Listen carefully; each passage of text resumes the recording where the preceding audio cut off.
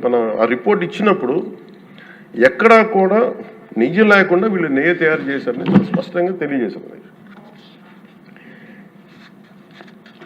ఇప్పుడు మనం ఏం మాట్లాడుతున్నాం వీళ్ళందరితో అంటే ఎక్కడా కూడా ఈ సభ సాక్షిగా చెప్తున్నాను, ఇది ప్రజలకు కూడా తెలియాలి, ఎక్కడా కూడా గత ప్రభుత్వం తాలూకు హెడ్ చేసిన వ్యక్తి చేశారని ఎక్కడ కూడా నేను ప్రత్యేకించి మాట్లాడాలి. నేనేం చెప్తాను, టీటీడీ పాలక మండలి బాధ్యత ఇది.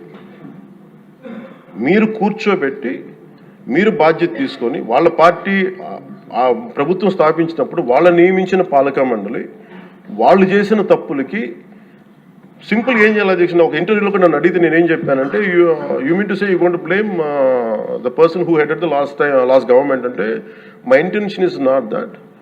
My intention is always to say that who did this, who are the perpetrators. A perpetrators is more or less they are the TTD board. Let them be accountable for that. ఎక్కడ కూడా నేను ఈ వ్యక్తి గురించి మేము మాట్లాడలేదు, ఎందుకంటే డైరెక్ట్గా ఇన్వాల్వ్మెంట్ ఉందని మనం చెప్పట్లేదు అది, ఎందుకంటే వాళ్ళు నియమించిన బోర్డు ఇది.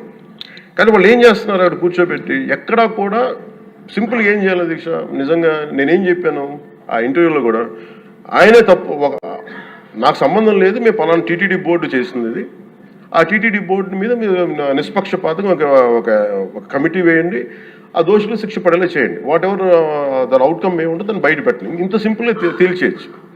వాళ్ళు వెనకెందుకు వేసుకొస్తున్నారు నాకు ఈ రోజుకి నాకు అర్థం కాదు.